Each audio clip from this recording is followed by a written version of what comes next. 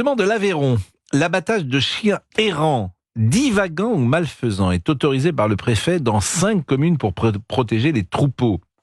Des agents de l'Office français de la biodiversité ont l'autorisation pour un mois de 20h à 8h d'abattre les chiens, ce qui peut quand même choquer.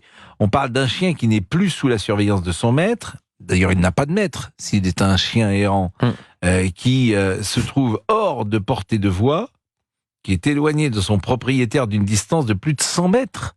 Oui. Laurent Tessier peut confirmer, oui, c'est ça la définition. Oui, alors ça, c'est là que c'est... Chien errant, divagant. Oui, un chien errant à 100 mètres, oui, mais à 100 mètres, c'est un chien qui n'a pas de collier. Exactement. Moi, mon chien, de temps en temps, il se promène sans collier. Vous avez un chien ? Non. Qui parle de moi ? Mais pas du tout. Non, mais c'est le chien de mon amoureuse. C'est pareil, sur la plage, il est à 100 mètres, il court, le chien. C'est pas mon chien, mais bon. Donc c'est une décision qui est prise en raison de l'ampleur des dommages constatés par les troupeaux domestiques. La mesure choque des associations comme One Voice. Et je pense qu'on est avec Madame Muriel Arnal, qui est présidente de l'association de One Voice. Et vous étiez déjà avec nous l'autre jour. Mais c'est vrai que cette notion de chien errant, je pense qu'il faudrait déjà la définir, Madame Arnal. Ça peut être des chiens abandonnés, ça peut être des chiens qui ont fugué, qui se sont perdus, ou des chiens négligés, mais c'est absolument inadmissible parce que en France, les éleveurs touchent toutes les subventions nécessaires à la protection de leurs troupeaux contre toutes les attaques, que ce soit des loups ou des chiens, et malheureusement, on a là une mesure qui sert simplement à tuer des animaux, une mesure court terme, alors qu'il faut gérer le problème différemment. En Italie, il y a 3 fois plus de loups. Il y a 3000 loups. Et il y a des chiens aussi. Tout est géré différemment. Tout le monde cohabite. Il n'y a jamais de coup de fusil pour régler les problèmes. Les chiens errants, les chiens abandonnés sont capturés, sont mis dans de vastes refuges, adoptés si c'est possible. Sinon, ils restent dans ces grands parcs. La gestion est faite de manière sensée. En France, on a d'un côté des éleveurs qui touchent des subventions très importantes de la part de nous, les contribuables, et en plus, il faut tuer tous les animaux qui bougent ou qui se perdent dans la nature. Mais est-ce que vous savez déjà, parce que ça ne se passe que dans l'Aveyron, nous sommes d'accord, l'abattage de chiens errants, et je le rappelle, c'est pour protéger les troupeaux, mais est-ce que vous savez déjà s'il y a eu des chiens d'abattus ? Nous n'avons pas pour l'instant l'information. Nous attendons la fin de cette période pour écrire à la préfecture. Nous avons déposé un recours devant les tribunaux, mais c'était trop tard pour empêcher cet abattage puisque il s'arrête le 10 mai. Nous aurons toutes les informations et les informations également sur les dégâts parce que les éleveurs souvent annoncent des dégâts, mais nous souhaitons voir les chiffres réels sur les animaux des éleveurs et voir s'ils ont vraiment protégé leurs troupeaux. Eh ben, on va être avec un éleveur, justement, qui s'appelle Monsieur Soubéran. Il est déjà avec nous. Monsieur Soubéran, vous êtes là ? Oui, bonjour Monsieur Pro. C'est formidable. Vous vous appelez Soubéran comme Manon des Sources. Comme dans Manon des Sources et Jean de Florette. Exactement. Ah, l'aîné des Soubérans. Et voilà. Il faut que tu...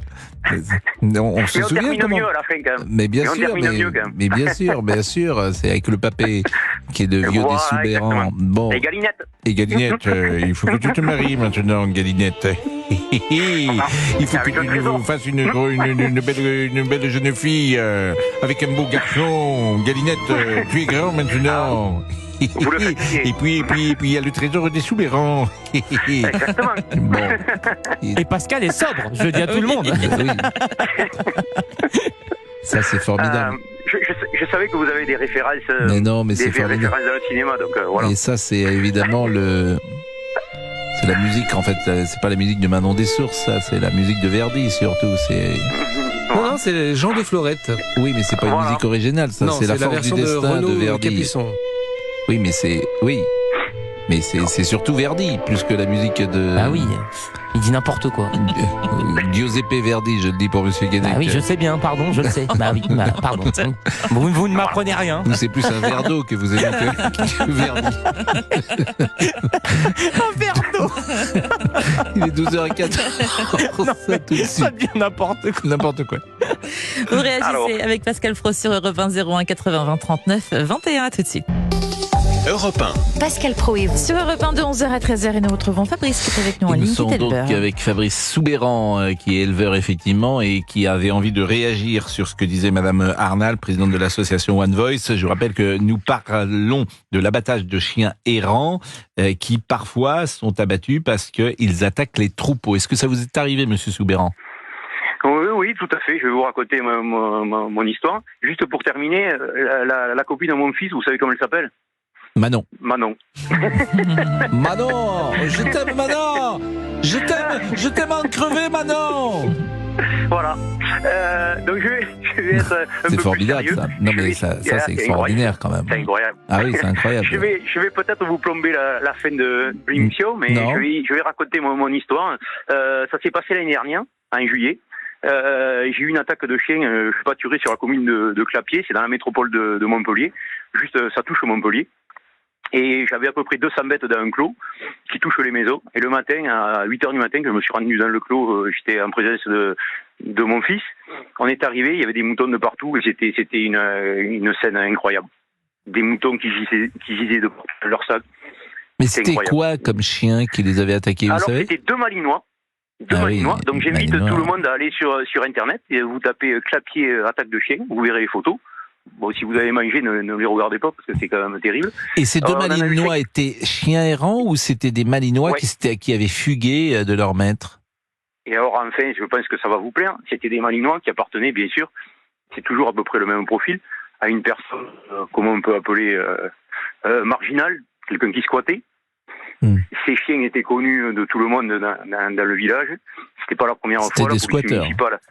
Et qu'est-ce qu'ils sont devenus ces Malinois et ce squatteur? Ils ont été inquiétés par la justice? Je parle évidemment des squatteurs. Le chien, pas du tout, parce que moi, quand je suis arrivé, quand même, j'en ai trouvé quand même 55 qui étaient blessés. On en a euthanasié 14. Avec les gigots, voilà, parce qu'il faut voir qu'un chien, quand ça attaque, les deux chiens, quand je suis arrivé, ils continuaient à les manger. Ah ouais, je suis en train de voir les images chez Géraldine me les a montrées, c'est horrible. Hein. Voilà. Donc oui. Donc la dame qui parlait tout à l'heure, on était dans une autre vie, quoi. Il faut retomber sur terre un petit peu. Nous, on est aux portes de Montpellier. Moi, j'ai interdiction d'avoir des patous, des chiens de protection. Je pâture avec l'ONF. Nous, chez nous, il y a trop de monde. Il y a beaucoup de monde dans la garrigue. On peut pas avoir de patous, de chiens de protection. Le clos était vraiment très très bien fermé, était bien grillagé. Il y avait 3 hectares. Il y avait des maisons à côté, on a quand même été attaqués. Donc les deux Malinois, quand je suis arrivé, étaient en train de manger encore les brebis. Il y en a un qui attaquait à la gorge, donc elles étaient toutes mangées à la gorge, et le second attaquait au gigot ou à la mamelle. Non mais voilà. ne donnons pas de détails parce que c'est trop horrible. Mais qu'est-ce que c'est devenu? Est-ce que ce squatteur, parce que là évidemment on est dans un cas de squatteur, en fait c'était un marginal, c'est quelqu'un qui vivait dans la rue visiblement, et on voit effectivement... Qui vivait dans la rue et par chance, il avait une location. Donc, ce qu'on m'a dit, sa maman était douanière. Oui, ça mène à tout. Et donc, il avait un appartement. Et par chance, il avait une responsabilité civile. Donc, moi, j'ai été indemnisé parce que j'ai attrapé le chien. Donc, on est remonté jusqu'au marginal. J'ai pu être indemnisé. Mais ce que j'ai demandé au maire de cette commune, d'euthanasier le chien. Voilà. Parce que ce qu'il y a, c'est que ça aurait été des enfants, c'est horrible, j'imagine. Alors, mais que faire dans ces cas-là? Qu'est-ce qu'il faut faire? Au moins euthanasier le chien. Au moins euthanasier le chien bien sûr, qu'on a trouvé. Et donc sûr. Le maire, le maire en question. Bon, je ne sais pas si Madame Arnal, qui nous écoutait, qui est donc la présidente de l'association, j'ai compris effectivement votre désarroi, et je ne sais pas si Madame Arnal, qui était notre première intervenant sur ce sujet, qui est la présidente de l'association One Voice et qui évidemment défend les animaux. Je ne sais pas si vous avez un commentaire ou pas à faire sur ce cas de figure qui est terrible. qui est triste, voilà. Oui, c'est terrible, mais les brebis égorgées après être parties sur les bateaux vers le Moyen-Orient, après, vous savez, c'est pas tellement mieux. Et c'est vrai que ces chiens auraient dû Madame être Arnal, récupérés. la Madame Arnal, franchement, c'est pas bien comme de dire ça. Les brebis finissent à l'abattoir. Oui, Donc, non, mais de dire que franchement, c'est pas bien. Non, mais c'est pas bien de dire ça. Même vous qui défendez les animaux, vous êtes en train de me dire que qu'elles soient mortes par des Malinois ou égorgées à l'abattoir, c'est pareil. Franchement, c'est pas bien. C'est pas tellement différent comme souffrance, mais pour ces chiens, parce que revenons aux chiens. Franchement, je suis surpris de ce que vous dites là. Je suis surpris, c'est cruel. J'aime les chiens, j'aime les brebis. Oui, c'est tout à fait cruel. Mais c'est vrai que ces Malinois auraient dû être secourus. Et puis, une clôture n'est pas suffisante. Ce n'est pas une mesure suffisante. Il faut au moins une présence de chien ou une présence humaine. Et là, on considère que le troupeau est protégé. Je parle légalement. Bon, écoutez, c'est votre commentaire en tout cas, Monsieur Soubeyran. Et puis après, je crois qu'on va être avec Lucien au téléphone. Non, mais il faut bien voir que nous, on aime aussi les animaux. Moi, j'en ai 5, j'ai 5 chiens, j'ai des border collies, je fais des démonstrations avec le troupeau. Je peux vous dire qu'on connaît les animaux. Mais là, ces animaux, ces Malinois, si vous voyez ce que c'est pas possible de laisser ça en liberté. Et ce qu'il y a, c'est que malheureusement, c'était que mes brebis, mais ça aurait été des enfants, c'était pareil. Donc la population s'est manifeste. Mais je les ai attrapés, madame. Je les ai attrapés, et le lendemain, ils étaient dehors, et ils étaient avec leur maître en liberté de nous. Donc ça, c'est la phrase, vous voyez. Ouais, à force d'être laxiste, c'est pour ça. Mais je vais vous dire, je suis d'accord avec vous. C'est pour ça qu'on demande les mêmes mesures qu'en Italie, où les chiens sont attrapés et ensuite ils sont mis dans des enclos, ils sont mis à l'adoption pour ceux qui le peuvent, et les autres restent dans des grands parcs. Il n'y a plus de chiens errants dans les montagnes italiennes grâce à ce système. Donc aidez-nous à mettre en place ce système. Non mais madame, je ne vais pas vous aider. Moi le chien, je l'ai attrapé, il m'a tué 50 brebis. On l'euthanasie, on n'en parle plus. On ne va pas tourner autour du pot. Il ne faut pas exagérer non plus quand même. Au bout d'un moment, ça suffit. Voilà, oui, un peu de fermeté dans ce pays. C'est toujours les mêmes personnes, c'est toujours pareil. Ça n'est pas une question de fermeté, parce que le problème, c'est qu'il y aura d'autres attaques. Cette année, il y en a d'autres, il n'y aura pas d'autres attaques. D'après ce que l'on sait. Il y a donc, chez nous, moi je suis à côté de Montpellier, ça arrête le gendarme quand il s'est déplacé pour voir quand je l'ai appelé, il est arrivé. Et 5 minutes après, il m'a dit « Je crois savoir à qui ça appartient ». Donc c'est exactement pareil. Tout le monde sait tout et on fait absolument rien. Et quand il y a un drame, on se réveille. Donc ces chiens étaient connus de la gendarmerie. Il est 12h24 et on va laisser évidemment Monsieur Soubeyran. Ben non, on va vous laisser Monsieur Soubeyran dans votre jolie famille. Comment il s'appelle votre fils ? Baptiste. Baptiste. Et donc Baptiste file le parfait amour avec Manon. Eh oui. Quel âge il a Baptiste ? Baptiste, il a 21 ans et il fait des études, il va rentrer à une école d'ingénieur. Il a fait un BUT et là, il va rentrer à une école d'ingénieur. Et Manon, elle a quel âge, Manon ? Voilà. Pareil. Bon. Pareil, les mêmes études. Et ils sont beaux tous les deux ? Ils sont beaux, mignons, gentils ? Gentil. Si tout le monde était comme eux, vous aurez moins de problèmes. Ben écoutez, oh Manon, je t'aime d'amour. Je t'aime à m'en faire crever le cœur, Manon. Je vous remercie. Merci, c'est un joli nom, Soubeyran. Hein. Vous avez de la chance. On parlait des noms de famille tout à l'heure. Ce sont des brebis bio et on vend en vente directe. Vous vendez des brebis bio et vous les vendez en... Les agneaux bio en vente directe. Bon, bah écoutez, on peut les acheter. Voilà.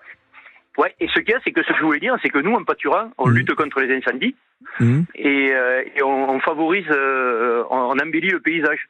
Parce que chez nous, si on n'avait plus de brebis, comme la dame disait, voilà. Eh ben, envoyez-nous une brebis. Une brebis, parce que nous, on aime bien les animaux, nous. Voilà. Donc, une caissette d'agneau. Nous, on pourra la mettre sur la terrasse. On pourrait, sur la terrasse, parce que moi, j'ai découvert la terrasse hier d'Europe 1. Bah, vous dormiez, oui, sur la terrasse. Moi, je dormais pas, oui. Je vous enverrai une caissette d'agneau, monsieur Pro.